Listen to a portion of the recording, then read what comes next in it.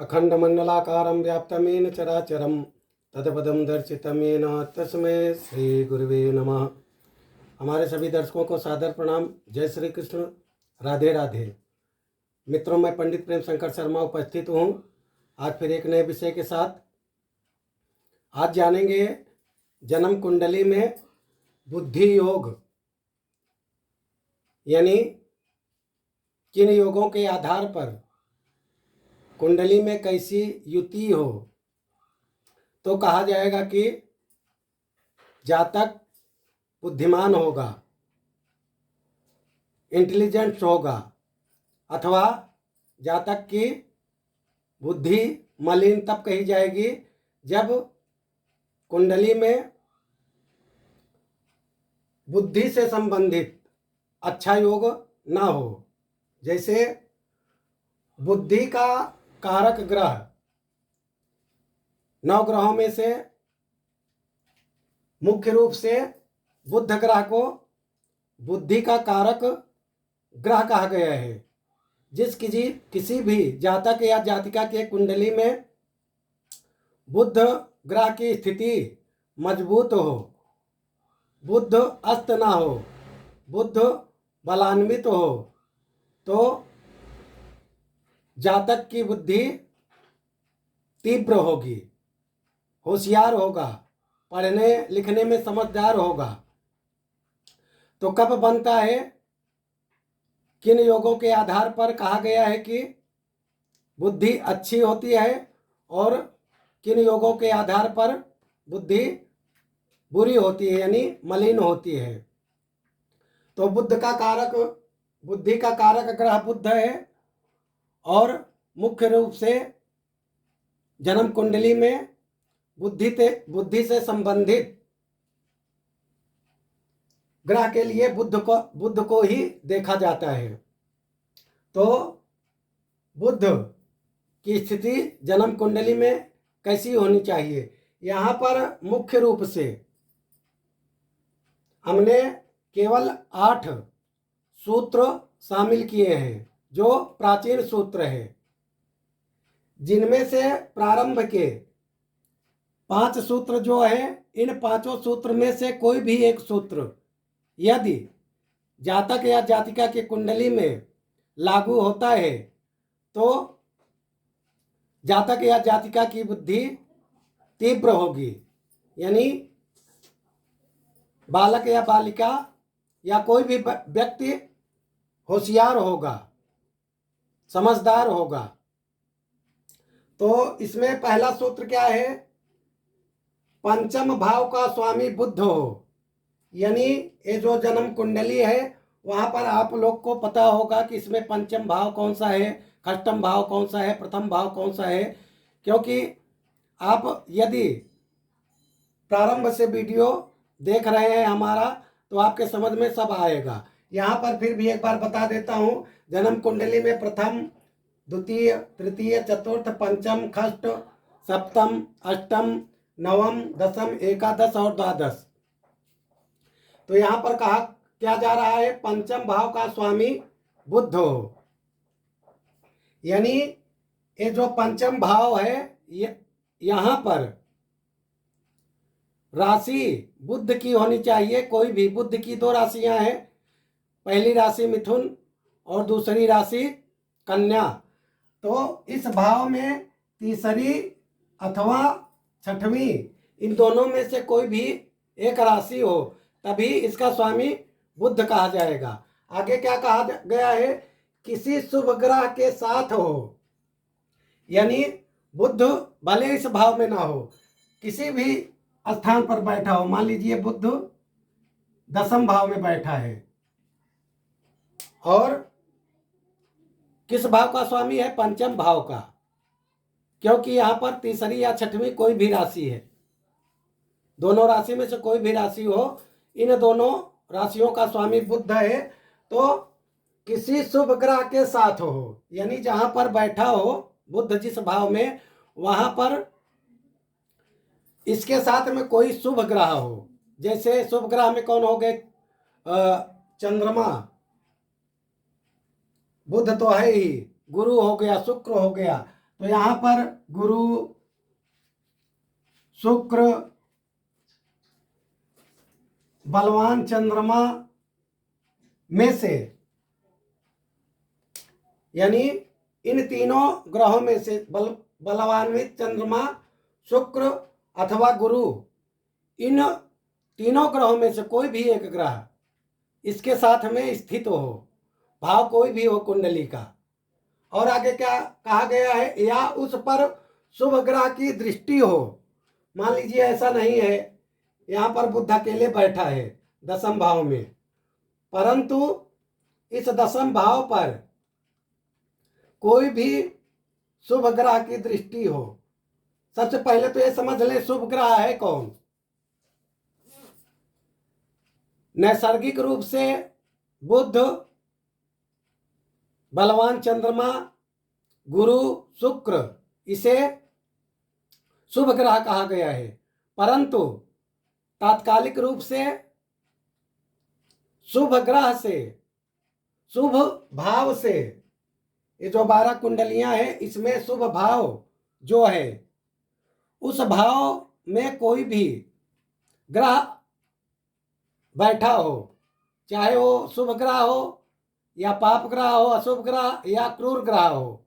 लेकिन यदि शुभ ग्रह में कोई भी क्रूर ग्रह भी बैठा है, कोई पाप ग्रह भी बैठा है, तो वो वहां पर आकर शुभ हो जाता है। जैसे शुभ ग्रह कौन सा, शुभ स्थान कौन सा है जन्म कुंडली में, प्रथम भाव जिसे लग्न कहते हैं।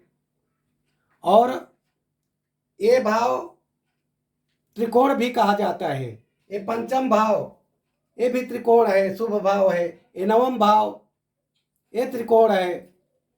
अशुभ भाव कौन सा है, 6, 8, 12।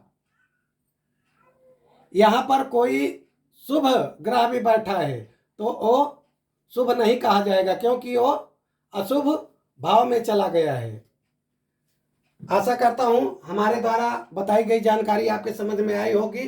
तो अंत में कहा गया है उस पर शुभ ग्रह की दृष्टि हो, यानी बुध यहाँ पे बैठा है तो शुभ ग्रह की इस भाव में दृष्टि हो। जैसे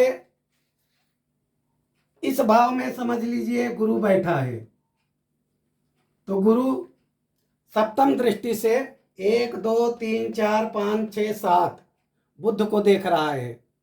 या यहाँ पर गुरु की जगह शुक्र बैठा हो अथवा बलवान चंद्रमा यहाँ पर बैठा हो, तो ये 7वें दृष्टि से देखेगा। और या मान लीजिए बुध यहाँ पे नहीं है और कहीं पे है, लेकिन बुध की राशि इस 5th भाव में होनी चाहिए, तीसरी राशि और खष्टम राशि, ये हमेशा ध्यान देने योग्य बात है। मान लीजिए बुध जो है यहाँ पे बैठा है लग्न में और इस पर शुभ ग्रह की दृष्टि हो, और तो कैसे होगा, जैसे गुरु यहाँ पे बैठा है 9वें भाव में, तो गुरु की दृष्टि 5, 7, 9, गुरु ग्रह जिस भी भाव में बैठता है वहां से 5वें घर को, 7वें घर को और 9वें घर को पूर्ण रूप से देखता है। तो यहाँ से 1, 2, 3, 4, 5, 5वीं दृष्टि बुध को प्राप्त हो रही है। इसलिए जब कुंडली में ऐसा योग बनता है तो वहां पर बोला जाएगा कि शुभ बुद्धि योग है जातक की कुंडली में। वहां पर बैठकर बुध जो है जातक की बुद्धि को तीव्र करेगा, कोई भी बात उसको जल्दी पकड़ में आ जाती है। ऐसा बालक या बालिका समझदार होते हैं, ऐसे व्यक्ति जो है समझदार होते हैं जिनकी कुंडली में ऐसा योग पाया जाता है। यहाँ पर अच्छे भाव में यदि शनि बैठा है तो शनि की भी दृष्टि, शनि की जो है तीसरी, 7वीं और 10वीं दृष्टि है, तो शनि की भी जो है दृष्टि, अगर यहाँ पे शनि है समझ लीजिए 1, 2, 3, ये तीसरी दृष्टि है यहाँ पे। लेकिन शर्त क्या है यहाँ पे कि क्रूर ग्रह है, यदि पापी ग्रह है तो वो शुभ ग्रह से, शुभ भाव से आया हो, जैसे 5वां और 9वां या अन्य भी योग हो सकते हैं, वो पूरी कुंडली और पूरा ग्रह जब भाव में स्थित हो तो उसके आधार पर स्थिति देखी जाएगी। यहां पर केवल इतना ही समझे। दूसरा सूत्र क्या कहता है? पंचमेश शुभ ग्रहों से घिरा हो।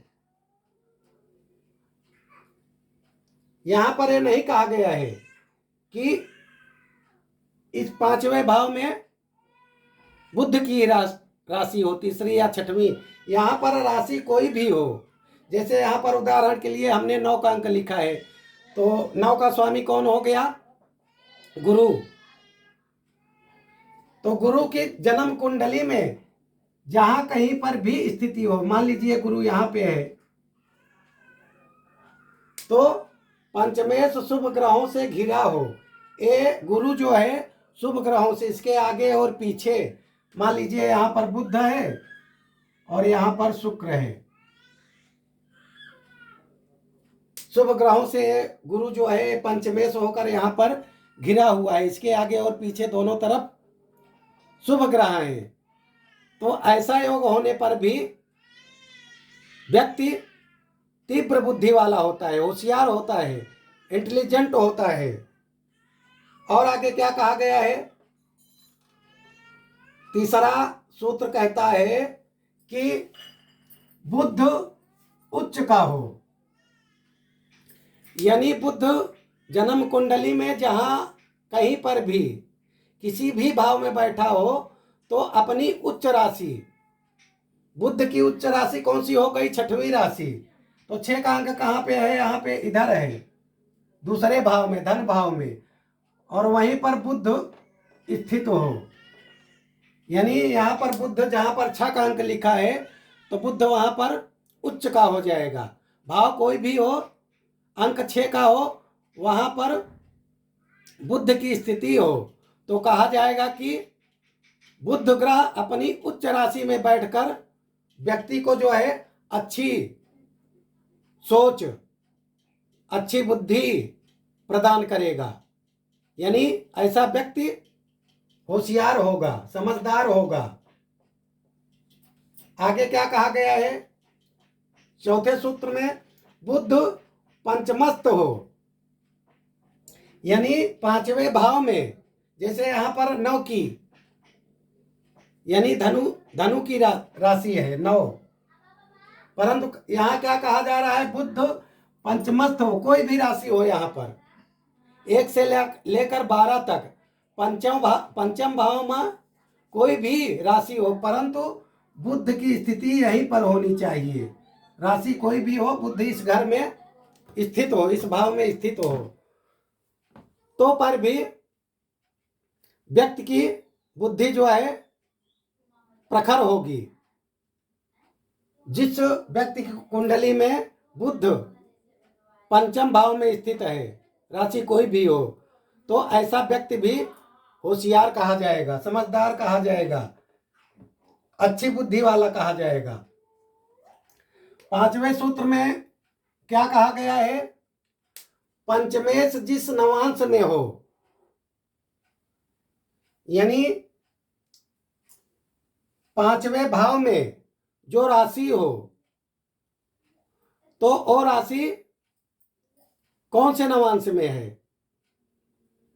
मान लीजिए यहां पर शुक्र बैठा है, शुक्र ग्रह बैठा है, तो कितने डिग्री का होके बैठा है?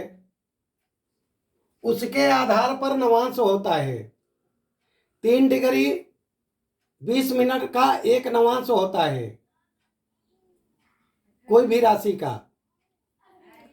तो ये देखा जाएगा कि जन्म कुंडली में डिग्री लिखा रहता है, शुक्र कौन से नक्षत्र में कितनी डिग्री का होकर स्थापित है, तो उससे नवांश निकलता है।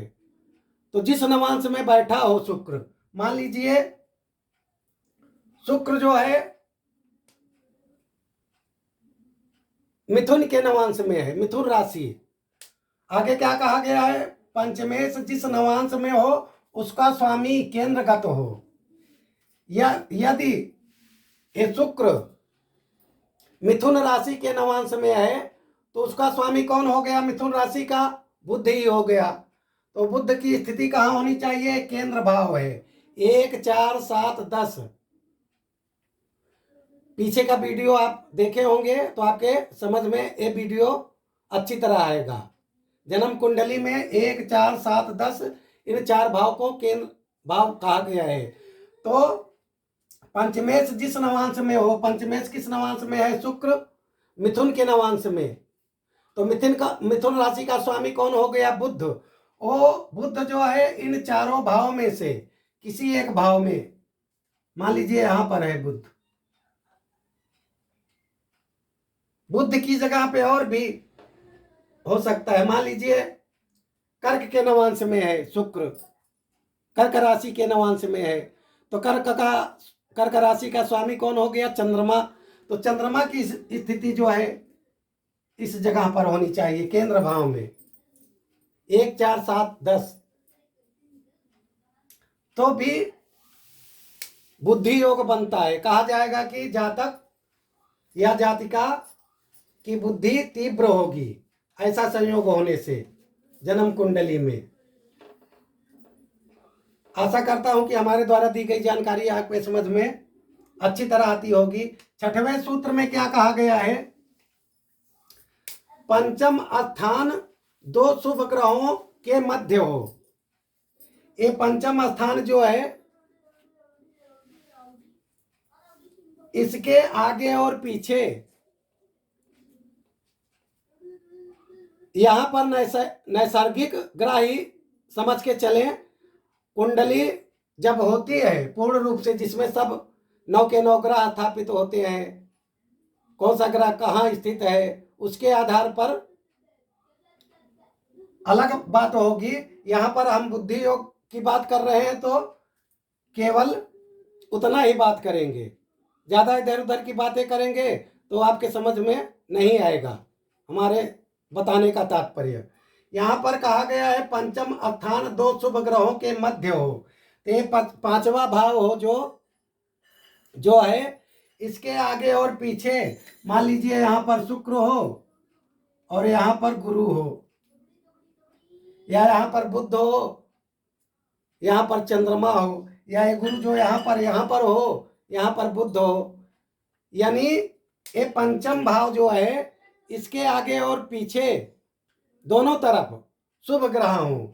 पंचम स्थान 2 शुभ ग्रहों के मध्य हो, गुरु पंचम स्थित हो, गुरु की स्थिति इसी भाव में हो, यानी 5वें भाव में ही गुरु स्थित हो, और इसके आगे पीछे 2 शुभ ग्रह, एक तरफ शुक्र है एक तरफ बुध है। शुक्र की जगह पे बुध हो सकता है, बुध की जगह पे शुक्र हो सकता है, यहाँ चंद्रमा भी हो सकता है किसी भी एक जगह पर अच्छे भाव से। मान लीजिए यहाँ पर शनि कौन से भाव में है? यहाँ पे है, तो अच्छे भाव में बैठा है। या यहाँ पर जो है सूर्य है, सूर्य है, तो सूर्य अपनी उच्च राशि में बैठा है, तो ये जातक को अच्छा फल प्रदान करेगा। तो यहाँ पर ये सूर्य भले क्रूर ग्रह कहा गया है, लेकिन तात्कालिक रूप से ये अपना स्वभाव चेंज कर देगा, शुभता प्रदान करेगा, क्योंकि ये भाव जो है अच्छा भाव है, त्रिकोण भाव है। इसलिए सूर्य भी यहाँ पर आगे पीछे गुरु के हो सकता है। इसकी गिनती शुभ ग्रहों में होगी तात्कालिक रूप से। और आगे क्या कहा गया है? बुध दोष रहित हो, यानी जन्म कुंडली में बुध कहीं पर भी हो, किसी भी भाव में हो बुध, मान लीजिए इसी भाव में है बुध, सप्तम भाव में है बुध, तो दोष रहित हो, यानी इसके ऊपर पापी ग्रह, क्रूर ग्रह, अशुभ भाव से आए हुए ग्रह उनकी दृष्टि जो है बुध ग्रह के ऊपर न पड़ती हो, ये क्या हो, एकदम दोष रहित हो, तो कहा जाएगा कि जातक की कुंडली में बुद्धि योग है। ऐसा योग बनने पर जातक या जातिका या व्यक्ति तीक्ष्ण बुद्धि वाला होता है, होशियार होता है, समझदार होता है। बात करते हैं 7वें सूत्र की। लग्नाधिपति नीच हो, यानी लग्न, यहां पे हमने उदाहरण लिया है सिंह राशि की। सिंह राशि है तो सिंह राशि जो है ये नीच हो, इसका स्वामी कौन हो गया, सूर्य। सूर्य जो है कौन सी राशि में नीच का होता है, 7वीं राशि तुला में। सूर्य की स्थिति यानी जन्म कुंडली में प्रथम भाव में कोई भी लग्न हो सकती है, 1 से लेकर 12 तक। यहां पर हमने उदाहरण लिया है सिंह राशि की, तो सिंह राशि का स्वामी सूर्य हो गया, और सूर्य की जो है नीच राशि तुला कही गई है, उच्च राशि मेष है। तो तुला राशि सूर्य जो है नीच हो जाने से ऐसा जब, या आगे और क्या कहा गया है, लग्नाधिपति नीच हो या पाप युक्त हो, यानी पाप युक्त हो, जहां पर लग्न जो है लग्नेश की कोई भी स्थिति हो, किसी भी भाव में बैठा हो, लेकिन किसी पाप ग्रह के साथ बैठा है, या अशुभ भाव का जो स्वामी ग्रह है उसके साथ बैठा है। और आगे कहा गया है तो ऐसा जब संयोग हो, यानी लग्नाधिपति नीच हो या पाप युक्त हो, तो बुद्धि अच्छी नहीं होती। पाप युक्त कैसे हो गया, मान लीजिए यहाँ पर सूर्य के साथ शनि बैठ गया, एक तो ऐसे ही जो है सूर्य यहाँ पर नीच राशि में बैठकर मार खा रहा था, शनि आके इसको और पीट दिया। तो ऐसे जो है जब जन्म कुंडली होगी तो उसमें अलग और भी भाव और भी ग्रह हो सकते हैं, पाप युक्त ग्रह, लेकिन ये उदाहरण स्वरूप है, ऐसा समझिए आप। पूरी कुंडली फलित करने में और ऐसा समझाने में सूत्र यही रहेगा जो मैं बता रहा हूं। लग्नाधिपति नीच हो या पाप युक्त हो, कौन, लग्नाधिपति, लग्न में जो राशि है उसका स्वामी जो है नीच का हो, नीच राशि में हो, या पाप ग्रह से युक्त हो, तो जातक या जातिका की बुद्धि अच्छी नहीं होती, सुस्त होता है उसका दिमाग। एक ही बार में समझाने पर कोई भी बात उसके समझ में नहीं आएगी, कोई भी बात उसको बार बार समझाना पड़ेगा, तब भी वो भूल जाएगा, ऐसा जब योग होता है तो। और आगे 8वां और अंतिम सूत्र क्या कहा गया है, पंचमेश बुध गुरु शुक्र दु स्थानगत हो या अस्त हो तो बुद्धि मलिन होती है। पंचमेश बुध यानी पंचम भाव में बुध की राशि हो, 3री और 6वीं मिथुन और कन्या। गुरु शुक्र बुरे स्थान में हो, दु स्थान में, दु स्थान कौन हो गया, 6, 8, 12,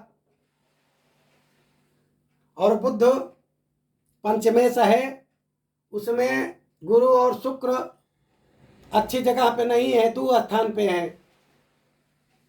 या अस्त हो, गुरु शुक्र इनमें से कोई भी ग्रह, या बुद्धि समझ लीजिए अस्त हो, उस समय जिस समय जातक या जातिका का जन्म हुआ है उस समय ये तीनों ग्रह अस्त हो तो बुद्धि मलिन होती है, जातक या जातिका की बुद्धि मलिन कही गई है।